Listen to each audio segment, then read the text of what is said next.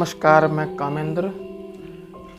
अभी एक video viral हो रहा है एक्स पर, जिसमें सुधीर चौधरी का जो वीडियो है उसमें जो उन्होंने ब्लैक एंड वाइट में आरक्षण को लेकर, जो क्रिकेट में आरक्षण है या नहीं है उसको लेकर जो उन्होंने बातें कही हैं, उसमें कहा गया है कि सोचिए अगर क्रिकेट में आरक्षण होता, क्या हमारी भारतीय क्रिकेट टीम इतनी प्रतिभाशाली होती।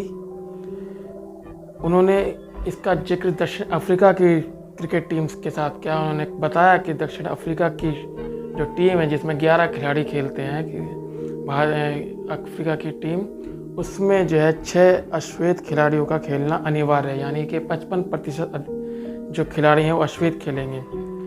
वो कहते हैं कि इसी की वजह से जो वहाँ के अच्छे खिलाड़ी, जो दक्षिण अफ्रीका के अच्छे खिलाड़ी थे, प्रतिभाशाली खिलाड़ी, वे अपने देश से ना खेल पाने के कारण विदेश में जाकर इंग्लैंड और जो आपका नीदरलैंड में जाकर वो खेल रहे हैं और वहाँ अच्छा परफॉर्मेंस कर रहे हैं।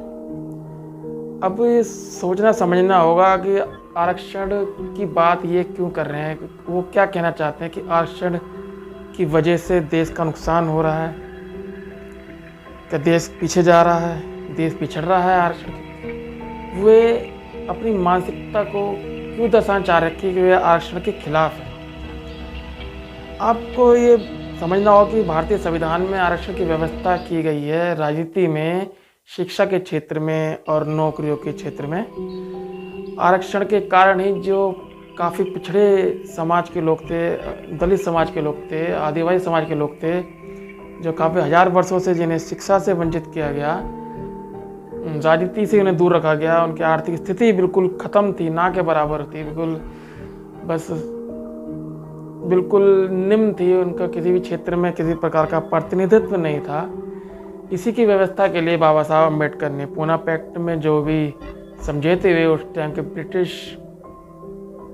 इंडियन ब्रिटिश गवर्नमेंट के तहत लंदन में आके गोलमेज सम्मेलन में जो उन्होंने भाग लिया था, उन्होंने अपनी दलीलें रखी थी कि हमारे देश में जो एक वर्ग है जिसे दलित वर्ग, स्पर्श समाज कहते हैं, जो हिंदू धर्म से अलग धर्म गिना जाता है। सोचिए कि सुधीर चौधरी जैसे तमाम कई पत्रकार ऐसे हैं जो श्रवण समाज से आते हैं, जो कि आरक्षण के खिलाफ हैं, लेकिन वो कुछ कह नहीं पाते। उनकी मानसिकता देखिए, वो आरक्षण को कितना गलत तरीके से प्रपोज करना चाहते हैं, आरक्षण के नुकसान गिनाते हैं कि आरक्षण नहीं होना चाहिए, आरक्षण से देश पिछड़ रहा है, अगर आरक्षण नहीं होता हमारा देश कितनी तरक्की कर सकता है, आगे बढ़ सकता है। ये सुधीर चौधरी के जैसे कई पत्रकार ऐसे हैं जो उनका समर्थन कर रहे हैं, काफ़ी लोग हैं। सौरभ द्विवेदी ललन टॉप के पत्रकार हैं, वे भी एक वीडियो वायरल हो रहा है जिसमें एक स्टूडेंट कह रही है कि आरक्षण की वजह से हमें जो है हमारा जो है सिलेक्शन नहीं हो पाया है जी में। आखिर उनकी रैंक अगर देखी जाए तो रैंक भी वायरल हो रही है, उनके 4,95,000 के आसपास उनकी रैंक है, जबकि जी में जो सीटें हैं वो केवल 17,000 कुछ हैं। तो आप सोचिए जब उनकी रैंक इतनी है तो उन्हें कहाँ से उनको सीट मिल पाएगी।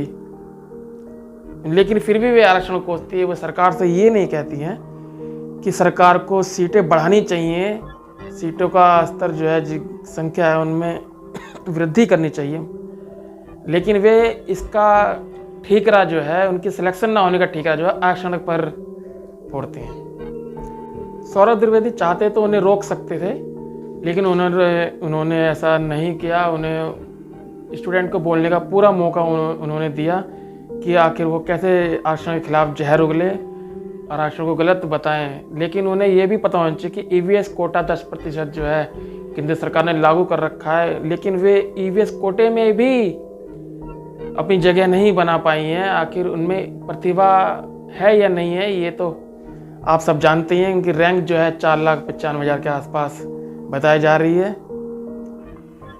लेकिन ये प्लानेट वीडियो है, आरक्षण को कोसने का वीडियो बार बार दिखाया जा रहा है, वायरल हो रहा है।